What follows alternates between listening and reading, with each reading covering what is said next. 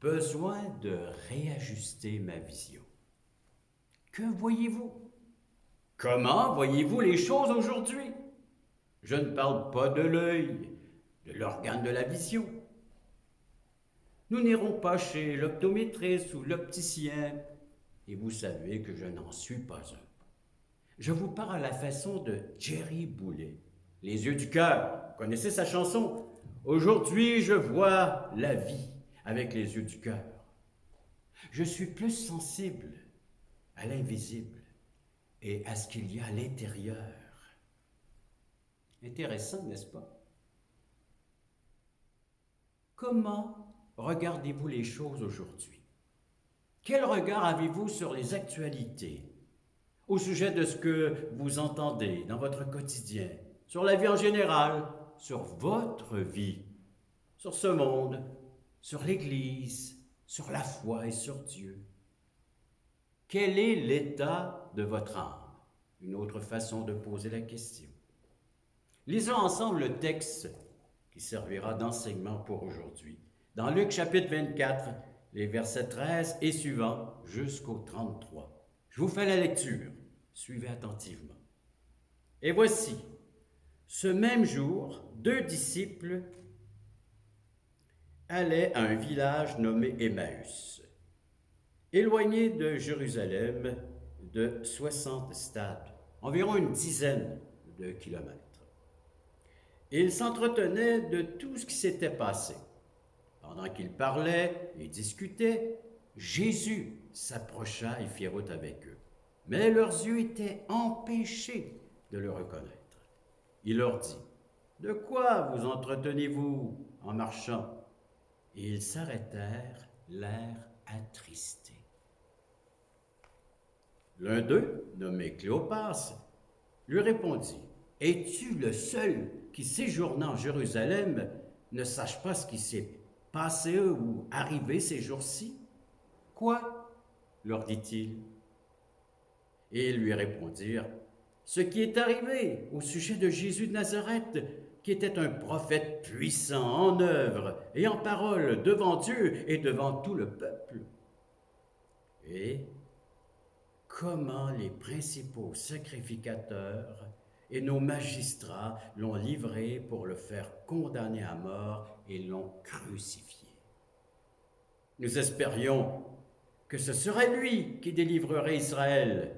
Mais avec tout cela, voici le troisième jour que ces choses se sont passées. Il est vrai que quelques femmes d'entre nous nous ont fort étonnés, s'étant rendues de grand matin au sépulcre, et n'ayant pas trouvé son corps, elles sont venues dire que des anges leur sont apparus et ont annoncé qu'il est vivant.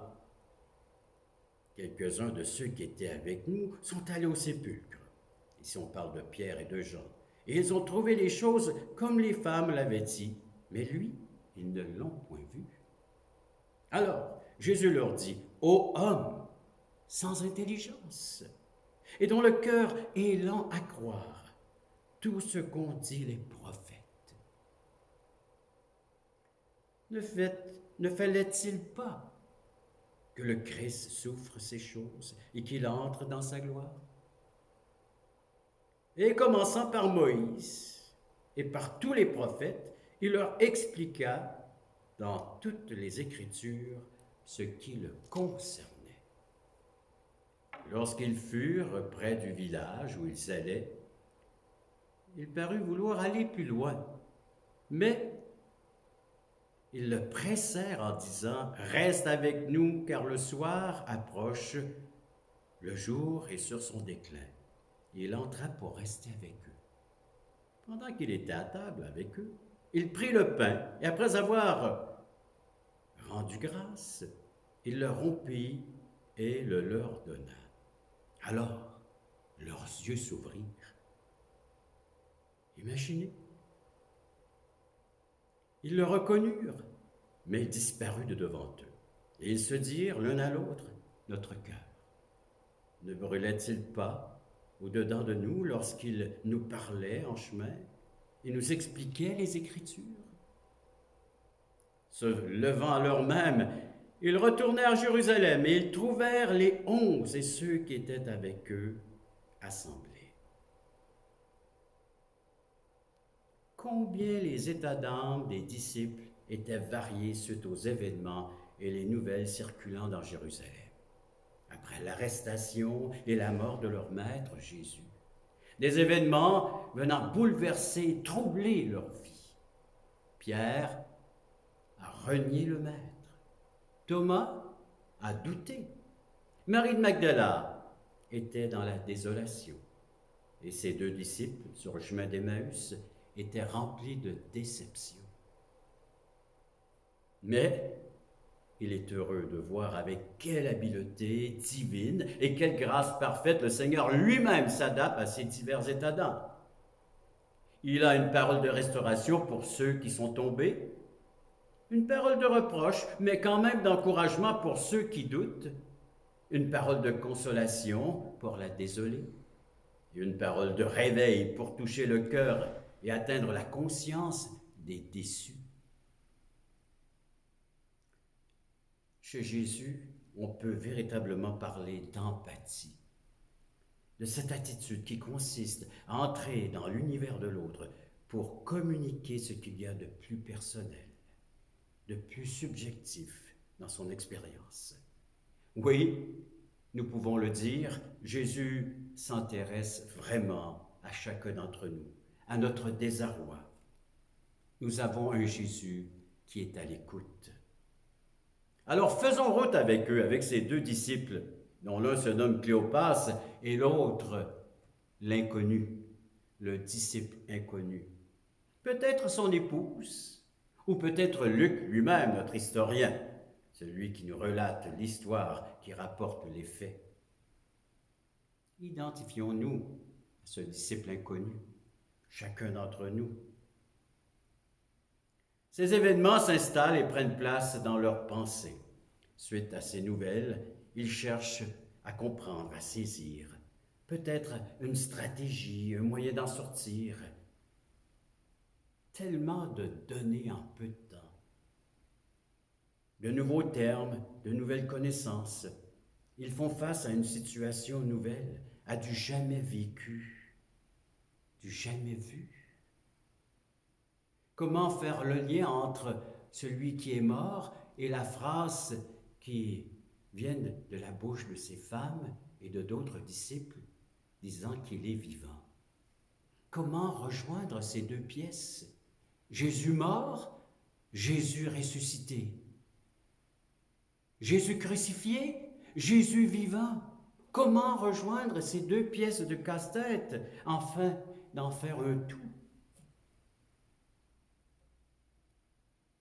Ils essaient de reprendre en main leur sort, livrés à la douleur, au mal, à l'injustice et à la folie de l'homme. Le résultat de cette déception de ces 2 disciples se manifeste en tournant le dos à la petite compagnie de croyants à Jérusalem. Ils quittent et sans hésitation ils retournent ce même jour chez eux à Emmaüs. Tout en cheminant, ils raisonnent. Ils sont tristes, ils réfléchissent, ils analysent, ils échangent leurs opinions au sujet des événements, au sujet de la personne de Jésus. Ils se questionnent.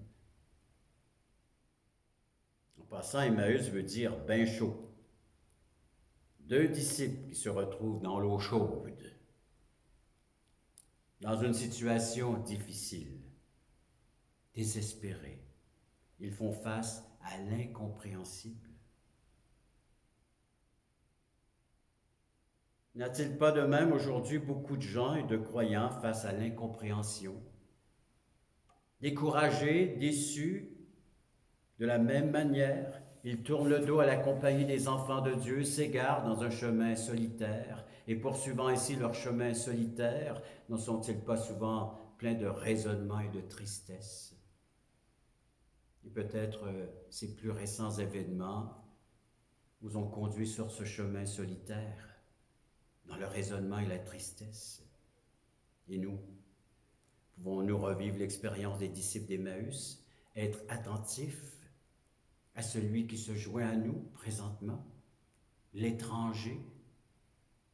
Nous savons, d'après le texte, que c'est Jésus qui chemine, qui vient les rejoindre sur leur chemin, le chemin solitaire, pour les écouter et pour leur demander pourquoi ils sont si tristes, si moroses, si inquiets, si anxieux. Soyons honnêtes, ne sommes-nous pas perplexes en voyant notre monde déchiré par de multiples conflits où les espoirs de paix sont très minces? La situation économique sans issue des pays pauvres, l'absence d'hommes politiques capables de proposer un projet stimulant, et plus proche de nous, l'instabilité des familles, où les jeunes se sentent ballottés, le nombre inquiétant de jeunes qui se suicident, l'incapacité de l'Église de trouver une parole prophétique capable de réveiller ce monde, les habitants de la terre. En quoi notre monde, en quoi notre Église ont-ils besoin d'entendre? Quelle parole apporter à l'humanité? Quelle conversation avoir avec nos semblables? Quelle lumière mettre au grand jour? En connaissant, en savoir, en connaissance et en savoir, de quoi voulons-nous parler? De quoi voulons-nous partager? Nous avons 2 disciples sur ce chemin. Ils partagent ensemble, ils discutent ensemble. À partir de mes propres tensions, de mes déceptions, de mes frustrations, de mes inquiétudes, de mes souffrances, de mes critiques, puis dire en quoi l'espérance que je portais a été déçue. Quelle est la distance entre mes rêves et ma réalité d'aujourd'hui? Regardons de plus près ce texte, en cherchant et en découvrant comment cet étranger, le Seigneur, va s'y prendre pour réajuster leur vision et par le fait même notre vision. Un premier aspect, afin de réajuster la vision, nous avons besoin d'une révélation de notre propre cœur. Voir à l'horizontale seulement, c'est le découragement. Regardez ces 2 disciples qui discutent de Jésus. Ils sont tristes, ils sont déçus. C'est le découragement. Le Seigneur insiste et veut dévoiler les sentiments de leur cœur en leur posant une simple question. De quoi parlez-vous? Quelle est votre discussion? Quelle était la cause de leur déception? Quel était ce voile sur leur cœur? Bien, la voilà, la raison principale. Ils étaient occupés de leurs propres pensées, de leurs propres idées, même quant à Christ, leur propre conception d'un libérateur, d'un sauveur, plutôt que d'avoir les pensées de Dieu. Ayant la tête remplie de pensées humaines, d'un plan bien préconçu, bien préétabli, ils avaient l'incapacité de saisir la pensée divine. Ils étaient devenus lents de cœur à croire tout ce dont les prophètes avaient parlé. Et quelle était la pensée incrédule qui tenaillait, qui gardait captif leur esprit? Simplement qu'ils pensaient ramener Christ dans leurs circonstances, en vue de leur vie temporelle, de leurs aises et de leur bénédiction sur terre. Ne sommes-nous pas souvent comme ces disciples? N'est-ce pas une pensée commune à de nombreux chrétiens que Christ est venu dans le monde pour en faire un endroit meilleur et plus heureux? N'essayons-nous pas parfois de ramener Christ dans nos circonstances en vue de notre confort temporel et de notre sort terrestre? Et avec de telles pensées dans nos esprits, ne tombons-nous pas dans une grande déception quand nous trouvons nos circonstances difficiles? Où est le Sauveur? Où est le Libérateur dans notre situation? Qui va pouvoir nous libérer? Des êtres perdus, perturbés par leurs pensées, des disciples qui sont pourtant en affection envers le Maître, envers la personne de Jésus. C'est des cœurs qui aiment, mais ne savent pas comment répondre à l'amour divin. Jésus est leur maître. Ils sont disciples. Heureusement que Jésus les rejoint. Les rejoint non seulement sur la route, mais dans leur réflexion.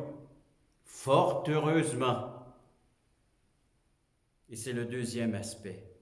Afin de réajuster notre vision, Dieu nous révèle son cœur. Après avoir, un premier temps, révélé l'état du cœur du disciple, Jésus va révéler son cœur. Il arrive, il intervient. Il pose encore une simple question. Vous en êtes où dans vos réflexions? Afin de les accompagner mutuellement à partir de leurs pensées, Jésus se met à marcher avec eux, à leur diapason, sur la même longueur d'onde. Heureusement, il ne s'arrête pas là à la découverte de ce qui est dans nos cœurs.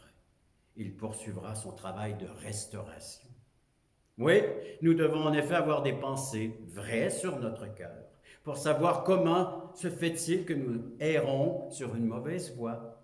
Mais nous devons aussi avoir des pensées vraies sur le cœur de Dieu, pour que nos pieds soient restaurés dans un chemin droit.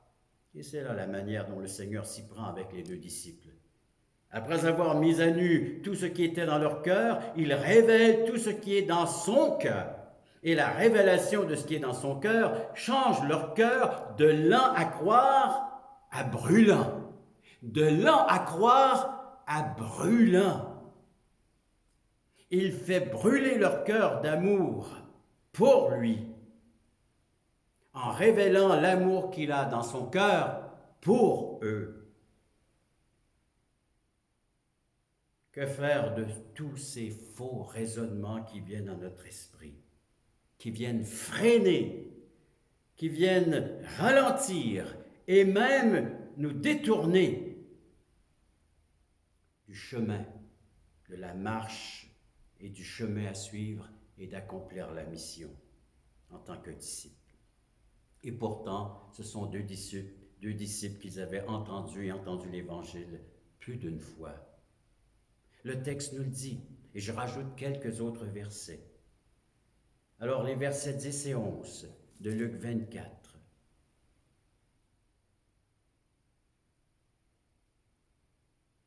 Celles qui dirent ces choses aux apôtres étaient Marie de Magdala, Jeanne, Marie, mère de Jacques, et les autres qui étaient avec elle. Et ils dirent quoi? Eh bien, ils dirent, verset 9, à leur retour du sépulcre, ils annoncèrent toutes ces choses aux 11 et à toutes les autres, que Jésus était vivant. Mais regardez le verset 11, ils prirent ces discours pour des rêveries, ils ne crurent pas ces femmes. Et le verset 12, Pierre se leva et courut au sépulcre, s'étant baissé. Il ne vit que les linges qui étaient à terre. Puis il s'en alla chez lui dans l'étonnement de ce qui était arrivé. Et on sait, d'après l'Évangile selon Jean, chapitre 20, il était accompagné du disciple Jean.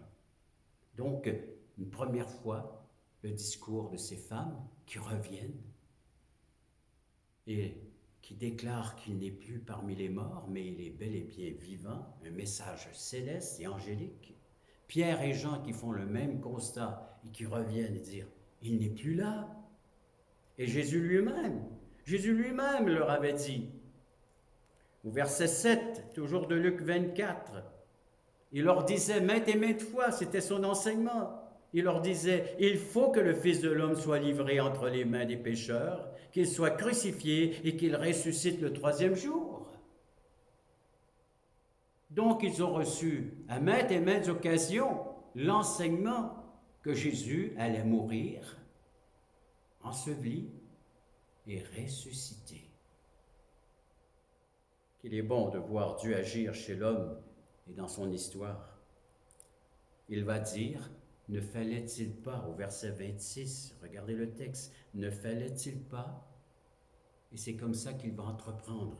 Maintenant, il va prendre les guides, il va guider ses deux disciples sur le chemin, non pas d'Emmaüs, mais sur le chemin de la révélation divine.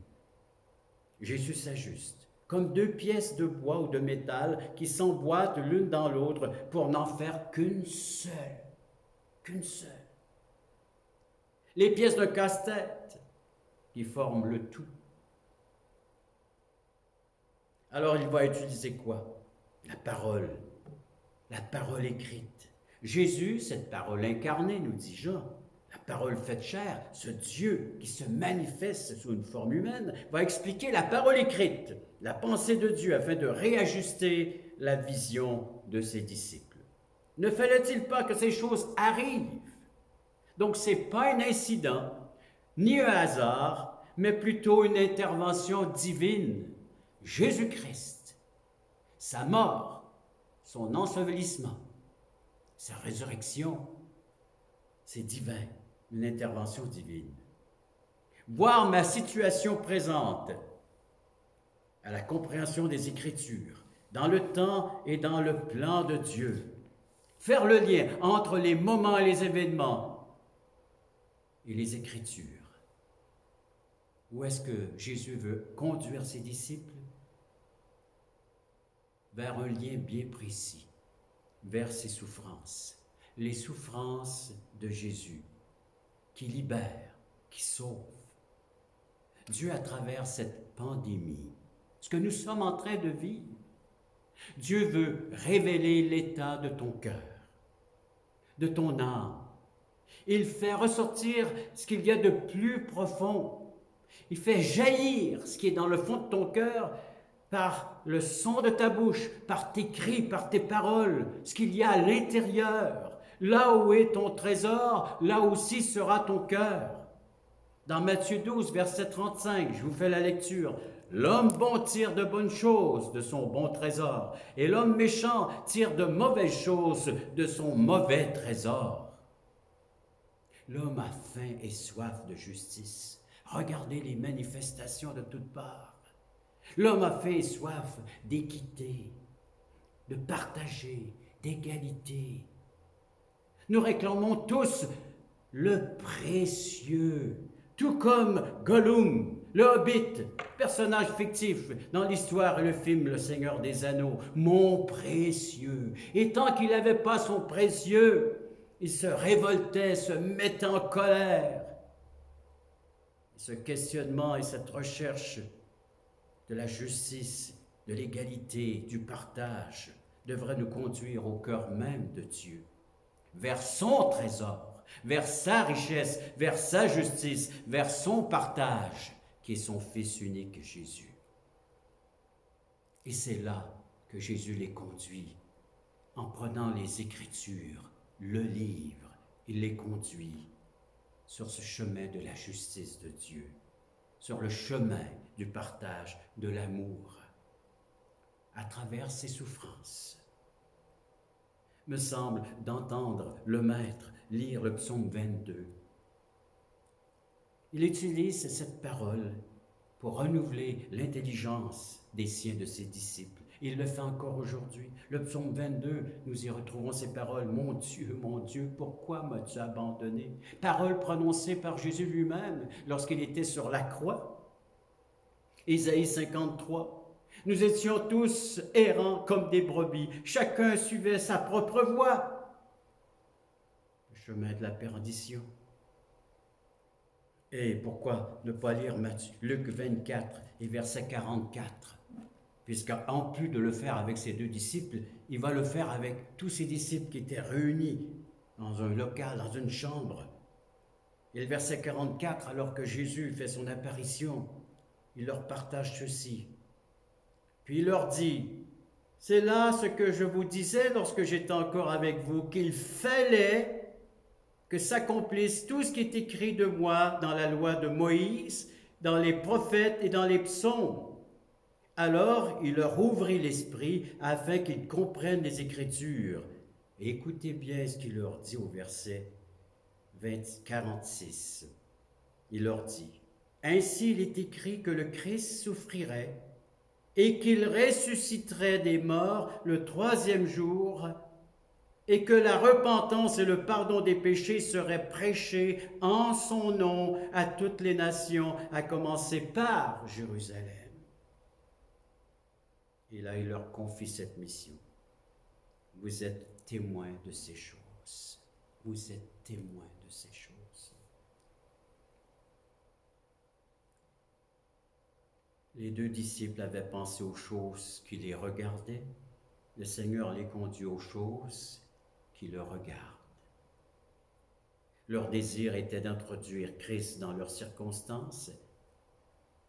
Le Seigneur les a conduits dans les siennes, dans ses circonstances, et se faire connaître comme le ressuscité en dehors de ce présent siècle mauvais. Incrédule. Le Seigneur les conduit dans de nouvelles pensées. Il les détache du terrestre et les unit au céleste. Il passe de la mort à la vie. Ne plus connaître Christ selon la chair, mais le connaître selon l'esprit de vie. Il est appelé le dernier Adam, le nouvel Adam. Et Jésus va les conduire dans la nouvelle création, dans le nouveau monde, dans la nouvelle vie, dans la vie éternelle, dans la présence de Dieu. Mourir à notre ancienne vie et découvrir et expérimenter la nouvelle vie qui se trouve en lui seul, en Jésus. Il y a un autre aspect, il va ranimer la flamme. Le Seigneur avait dévoilé leur cœur tout en révélant son cœur, mais à quelle fin? Clairement pour les amener à désirer sa présence par-dessus tout. Il va maintenant les tester pour voir s'il a atteint son but. Il arriva donc que, s'étant approché du village où ils allaient, il fit comme s'il allait plus loin. Vous relirez le texte, c'est ce que Jésus fait. C'est comme s'il allait plus loin que là où demeuraient ses deux disciples. Il s'était approché pour gagner leur cœur. Il va maintenant s'éloigner pour amener leur cœur à le désirer ardemment. Ils répondirent au test du Seigneur de manière très heureuse. Et ils le forcèrent, disant, « Demeure, demeure avec nous, car le soir approche et le jour a baissé. » Ayant enduré les souffrances de la croix pour les avoir avec lui, eh bien, il agit avec eux de manière qu'à la fin, ce soit eux qui le veulent, qui le désirent. Entendez-vous la voix du Seigneur qui vous dit, « De quoi parlez-vous? De quoi vous entretenez-vous? » Un cœur obscurci, vivant dans les ténèbres, dans l'ingratitude, dans l'incrédulité, ne peut saisir le sens des Écritures. Il y a un voile sur le cœur, lié à leurs pratiques d'autrefois, aux choses du passé, plutôt que d'aller de l'avant et vivre le présent avec le Christ. Dans 2 Corinthiens, c'est ce que nous lisons, je vous fais la lecture, dans 2 Corinthiens chapitre 3. Écoutez ce que Paul dit concernant les Juifs, et concernant l'être humain, le danger de s'attacher aux choses du passé, à nos pratiques, plutôt que de vivre dans le présent avec le Christ ressuscité. Verset 13, 2 Corinthiens chapitre 3. Et nous ne faisons pas comme Moïse qui mettait un voile sur son visage pour que les fils d'Israël ne fixent pas les regards sur la fin de ce qui était passager. Passager. Verset 14. Mais ils sont devenus durs d'entendement, car jusqu'à ce jour, le même voile demeure quand ils font la lecture de l'Ancien Testament et ils ne se lèvent pas parce que c'est en Christ qu'il disparaît. Jusqu'à ce jour, quand on lit Moïse, un voile est jeté sur leur cœur, mais lorsque les cœurs se convertissent au Seigneur, le voile est ôté. Or, le Seigneur, c'est l'Esprit, et là où est l'Esprit du Seigneur, là est la liberté ou la vie. Et le verset 18, « Nous tous donc le visage découvert, reflète la gloire du Seigneur, nous sommes transformés en la même image de gloire en gloire par l'Esprit du Seigneur. » La clé, ôter le voile, de saisir toute la compréhension, la portée des textes des Écritures. L'homme Jésus, l'homme qui a souffert, l'homme qui a porté notre péché, l'homme qui a payé la rançon et qui a fait le rachat de notre âme. L'homme Jésus, celui qui libère notre cœur de sa lourdeur et permet de vivre la bonne nouvelle. L'intervention du Seigneur, ôter le voile, afin que nous puissions le contempler, l'admirer, le glorifier. Résumons donc l'enseignement d'aujourd'hui. Jésus se révèle, se fait connaître de façon étonnante, n'est-ce pas? S'était approché. Avec quelle grâce agit-il? Il nous fait découvrir tout ce qui est dans nos cœurs avec une sagesse divine, une tendresse infinie. Il fait ressortir toutes les difficultés des deux disciples, dévoile la racine de l'incrédulité qui était derrière leur déception, ce qui faisait d'eux des lents à croire. Le verset 25 nous dit quoi? L'action corrosive du doute. Ce doute annule deux témoignages. Le rappel du Maître, le but de sa venue, le pourquoi de sa présence sur terre, qui aurait dû suffire pour ranimer toute leur espérance dans le cœur de ces deux disciples. De là, le reproche qui semble sévère, qui va suivre. Le cœur, le siège des affections, de la volonté, se lent à croire, à se confier, à s'abandonner à la vérité. C'est ce texte qui nous dit: ô homme sans intelligence et dont le cœur est lent à croire tout ce qu'ont dit les prophètes. Le Seigneur, par son approche et sa parole, transforme le cœur de ses disciples, un cœur qu'il désire plus que toute autre chose. Ça provoque l'intelligence, le savoir, la pensée, l'idée. Il bouscule en informant l'ignorance, en informant notre incompréhension, en annonçant et proclamant sa résurrection. Il libère le cœur des obstacles qui alourdissent et freinent l'élan vers le cœur de Dieu pour nous conduire à la décision, à la prise de position. Il stimule notre foi. Il nous emmène vers les choses invisibles, comme nous dit, encore une fois, l'auteur de l'Épître aux Hébreux, ces gens qui s'attachaient aux choses du passé. Hébreux chapitre 11, la foi, c'est une ferme assurance des choses qu'on espère, une démonstration de celles qu'on ne voit pas. Et pour l'avoir possédée, les anciens ont obtenu un témoignage favorable. Et c'est là qu'il conduit ses deux disciples. Et c'est là qu'il va conduire tous ses disciples. Et c'est là qu'il veut nous conduire. Une foi qui s'accroche à l'invisible, mais qui est bel et bien vraie. La résurrection de Christ, la nouvelle vie. Avons-nous ainsi appris à connaître notre cœur en présence de l'amour de son cœur, au point que nous puissions dire que nous désirons sa présence par-dessus tout? Cherchez dans toute l'étendue du grand univers de Dieu. Où trouverez-vous quelqu'un qui vous connaît à fond et qui pourtant vous aime? Voilà ce qui nous a rendus plus à l'aise en sa présence qu'en présence de l'être le plus proche et le plus cher que nous pouvons avoir sur la terre. Son amour est tel que nous pouvons avoir autant de Christ et de sa présence que nous le désirons. C'est ce que les disciples ont trouvé quand ils le forcèrent d'entrer dans leur demeure.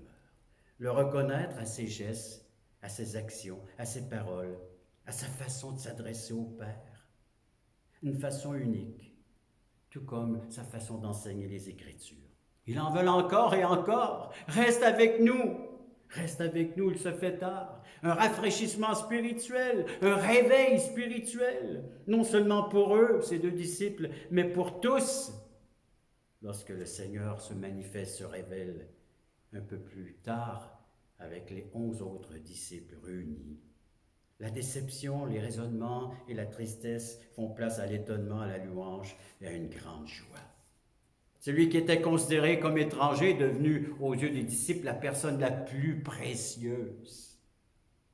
Voulant le connaître de plus en plus en s'entretenant avec d'autres disciples, leur sujet de conversation, l'amitié de Jésus, la présence de Jésus, de demeurer ensemble et de partager ce Jésus ensemble. Et finalement, le Seigneur vient pour un court moment dans leurs circonstances, mais uniquement pour les en faire sortir et les emmener dans les siennes, ces circonstances, car il disparaît de leur vue après s'être fait connaître lui-même. Combien est aussi touchante la manière par laquelle il s'est fait connaître. Il prit le pain, il le bénit, et l'ayant rompu, il le leur distribua. Cela leur a-t-il rappelé tout de suite cette autre scène dans la chambre haute, quand il prit le pain, ayant rendu grâce, il le rompit, leur donnant en disant « Ceci, ce pain représente mon corps, qui est donné pour vous. Et cette coupe, mon sang qui est versé pour vous. L'acte entier proclamait qui il était, rappelait son amour jusqu'à la mort. Pas étonnant que leurs yeux furent ouverts et ils le reconnurent. Oui, mais de quelle manière l'ont-ils connu? Non plus comme dans les jours avant la croix, dans leurs circonstances, mais comme celui qui avait été mort, mais qui était vivant pour toujours. Il disparaît immédiatement de leur vue, car si nous le connaissons comme le ressuscité, ce ne peut être que par la foi, tant que nous sommes encore sur cette scène, ou sur cette terre. La déception qui avait rempli les disciples quand ils l'avaient perdu sur la terre a été changée en joie quand ils l'ont retrouvé en résurrection. Retrouver la communion. Le résultat immédiat ne se fait pas attendre. Alors, ils sont ramenés dans leur bon sens et dans leur bonne route. Malgré le fait d'avoir parcouru environ une dizaine de kilomètres, et bien que le jour ait baissé et que la nuit tombait, ils reviennent de suite sur leurs pas dans le désir ardent de rejoindre le petit troupeau du peuple du Seigneur réuni à Jérusalem. Et après avoir atteint les leurs, ils trouvent leur grande joie en compagnie du Seigneur ressuscité. Et en sa présence, il n'y a pas de place pour des cœurs mécontents ou déçus. Là, les raisonnements et la tristesse font place à l'étonnement et à la louange et à une grande joie, précisent les textes. Pendant la pandémie, oui, revenons à nous, pendant la pandémie, pendant la crise sanitaire, la crise sociale, la crise économique, pendant ces remises en question, le Seigneur Dieu veut vous rencontrer. Donnez le vrai sens à votre vie. Donnez le vrai sens aux Écritures, le vrai sens à la compréhension, ainsi qu'à l'unité qui devrait exister entre le livre, la Bible, entre ta vie et la présence de Dieu. Le besoin de réajuster votre vision? Ouvrez les Écritures. Ouvrez votre cœur à accueillir Jésus comme le libérateur, comme le sauveur. Partagez avec d'autres ce qu'il accomplit dans votre vie.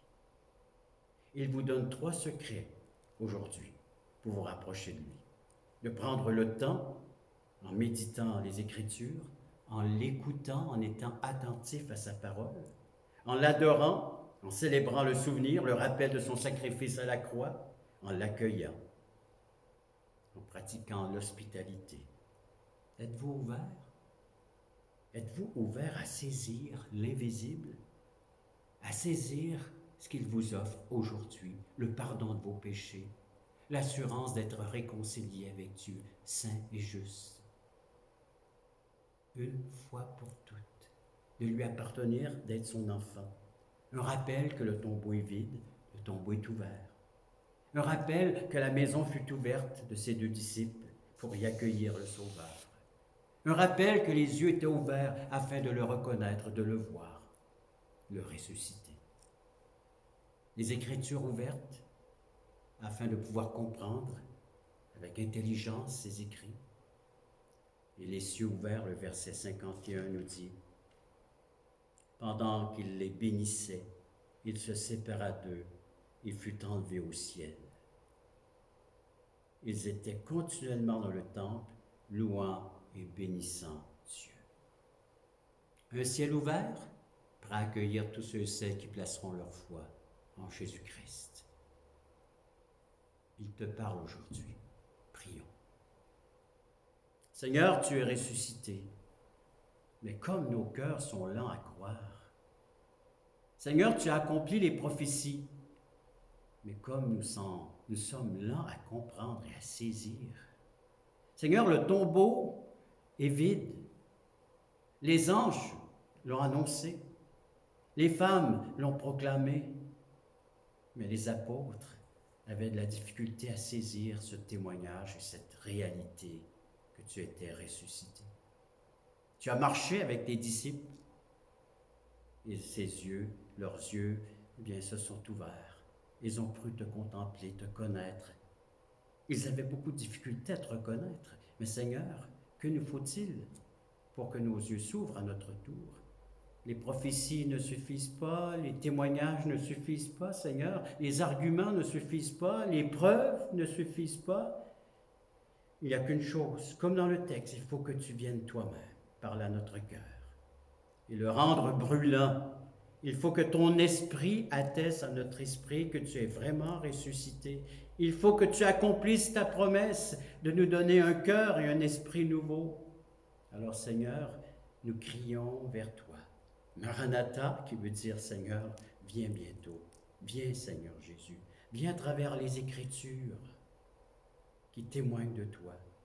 Viens à travers notre fraternité, notre communion qui contiennent ta présence. Viens à travers nos louanges que tu habites. Et le peuple de Dieu dit